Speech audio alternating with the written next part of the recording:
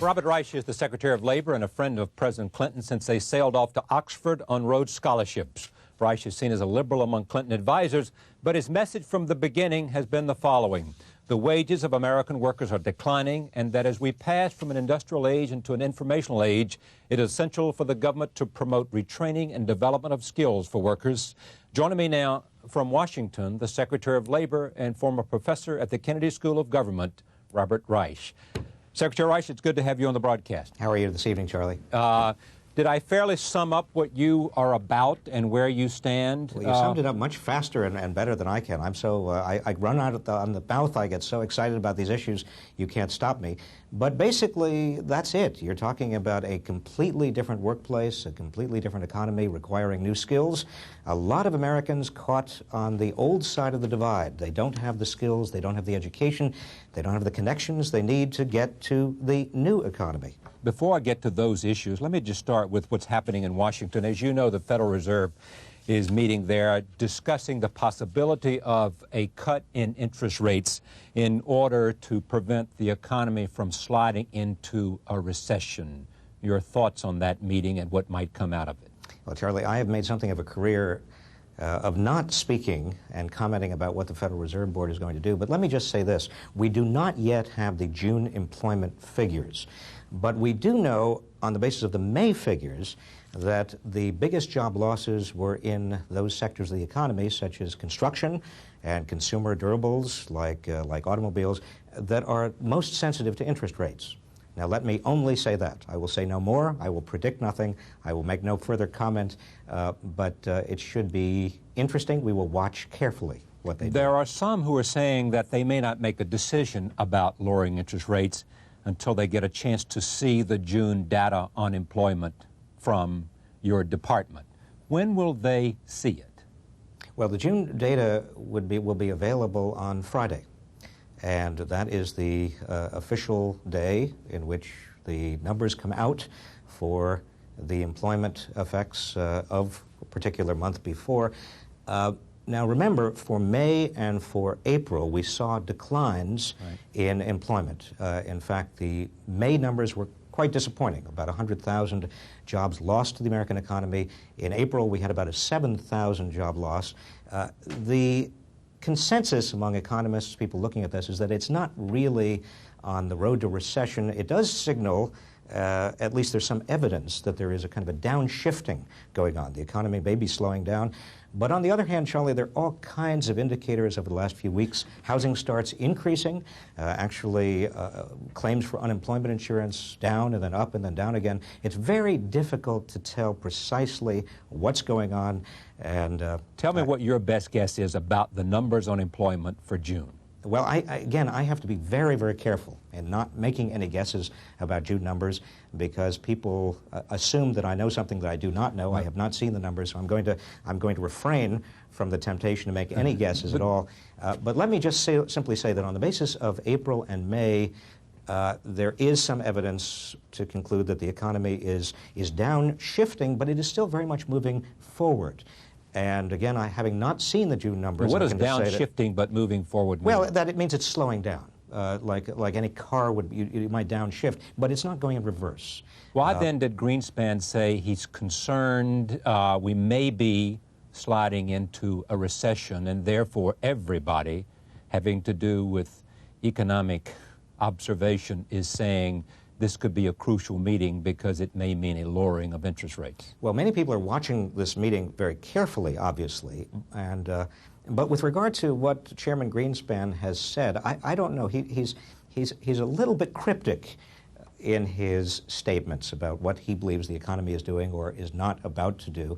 Again, the consensus of forecasters, and I'm just simply reporting the consensus, seems to be that the economy, although it may be slowing down, is not going into a recession.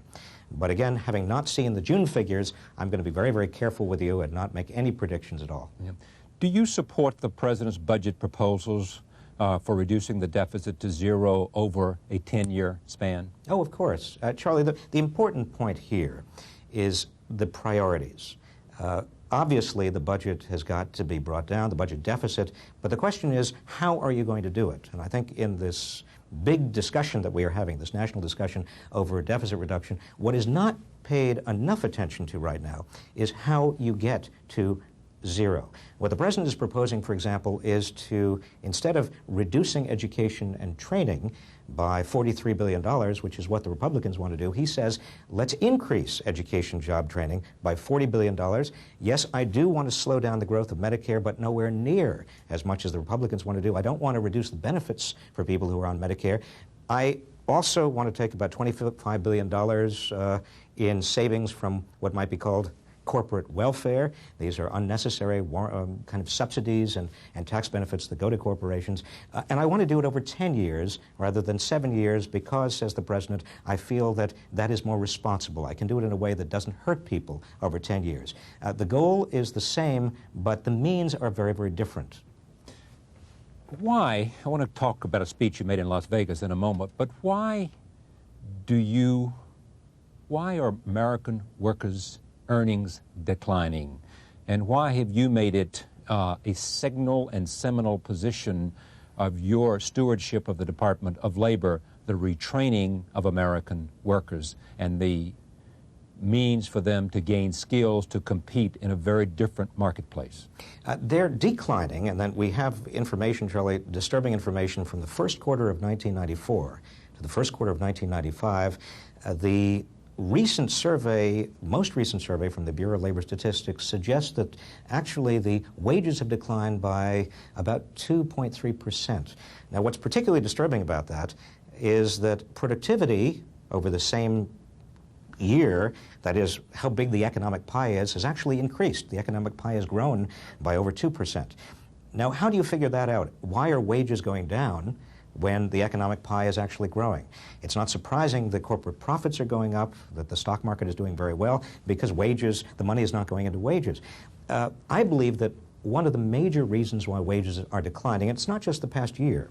We've seen a very, very sluggish wage growth, a decline in median wages. Half the workforce has actually suffered declines in wages over many, many years because of technological changes, because of international trade, because of the decline in the bargaining power of unions, and also because of the decline in the real value, adjusted for inflation, of the minimum wage, which is now heading toward a 40-year low. You put all that together, and American wage earners, if they're in the middle or if they're at the bottom, are all seeing a gradual erosion of wages. Is government... Particularly if they don't have the skills, Charlie. And that comes back to what you were saying. It does. And I guess the argument between you and Speaker Gingrich who will be on this broadcast tomorrow night, will come down to what's the best way to generate jobs and income for American workers. You seem to believe the best way is for government to promote programs that will engage in retraining and the gaining of skills for workers who might be displaced or certainly will face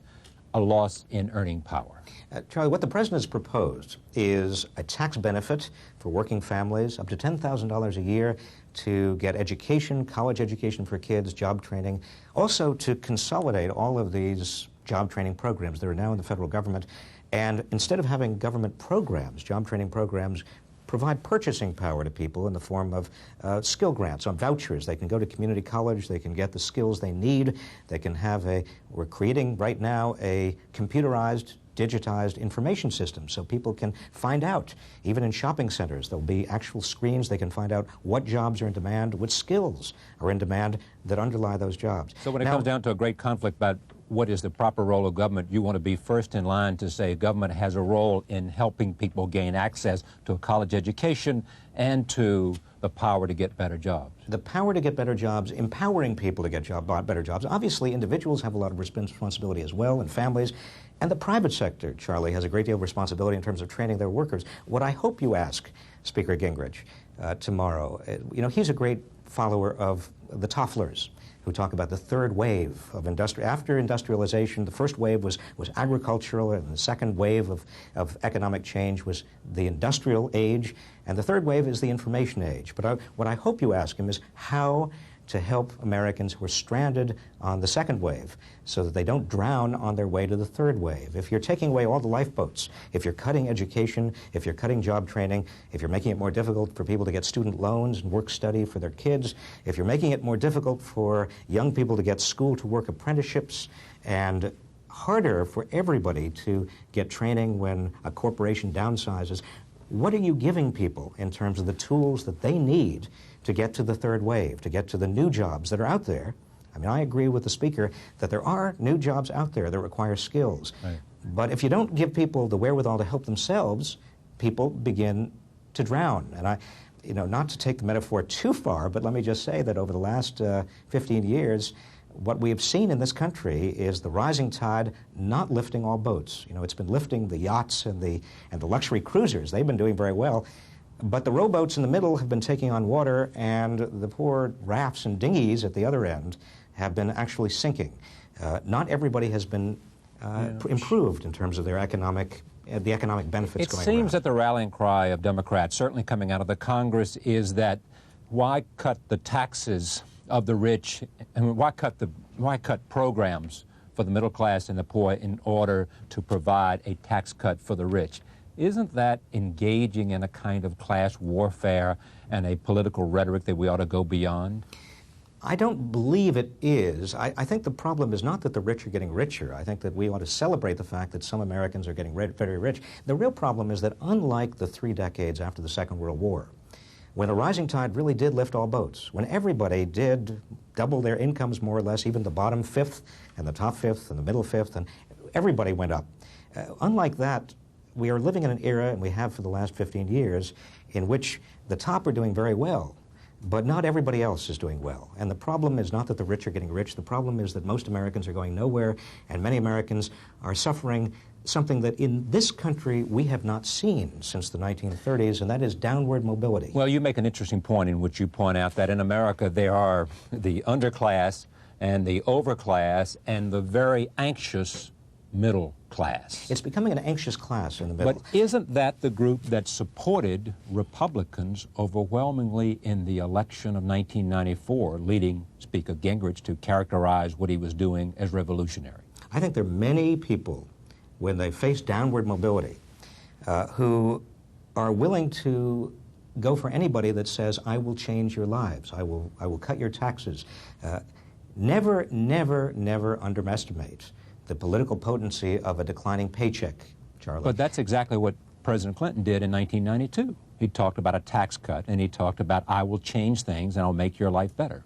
And we have laid the foundation for that. If you look at all of the, not only the education and training and the minimum wage proposals and the earned income tax credit, which is a tax break for anybody earning under $27,000, but many, many other initiatives that he has taken, everything from the Family and Medical Leave Act all the way through some tax benefits that he has, but not tax benefits for people earning up to $200,000. You see, what the president is saying, yes, middle class and lower middle class Americans deserve some help. Not only a tax break for education and job training, but a tax break, $500 a child. But I am not going to award tax breaks to people who are very wealthy. I'm not going to go for a capital gains tax break. And we know that most of the benefits from a capital gains tax break go to the people who are very much at the top of the wave. They've done extremely well. It is very debatable that a capital gains tax break translates into more investment. All right, let me turn to the speech that you made. Before I turn to the speech, I think it was San Diego rather than Las Vegas, although probably with all the conventions out there, you made a speech in Las Vegas within the last year.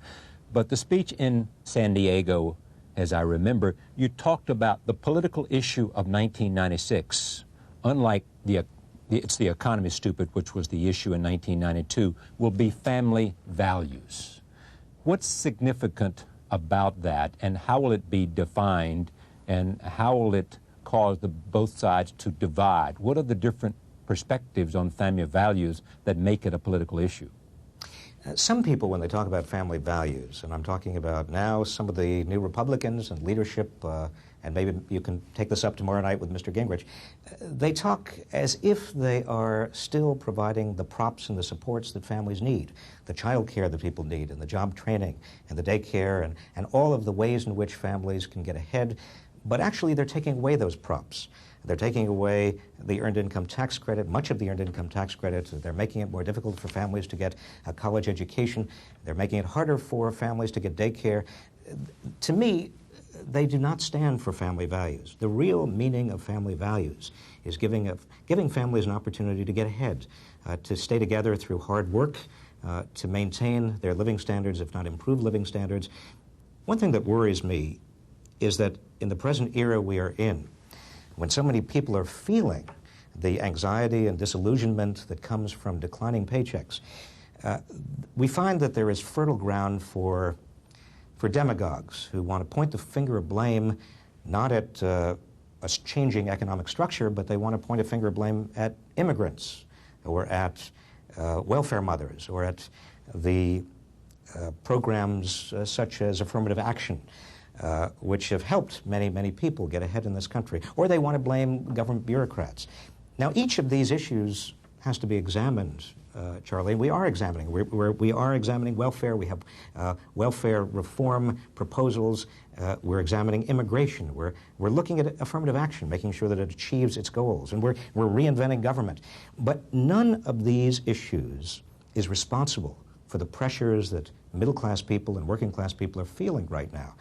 Those issues, as I said before, those pressures come from rapidly changing economy, technology, international trade, the declining power of unions, and also the decline of the minimum wage for some people. It is not enough. In fact, it seems to me it is very dangerous to create scapegoats, because once you go down that road, giving people scapegoats, there's almost no end to it. Secretary Reich, it's always good to have you on the broadcast. I thank you for joining us this evening and look forward to seeing you again soon. Thank you, Charlie. Good night. Robert Reich, Secretary of Labor. We'll be back. Joel Schumacher is here. He is the director of Batman Forever. Stay with us.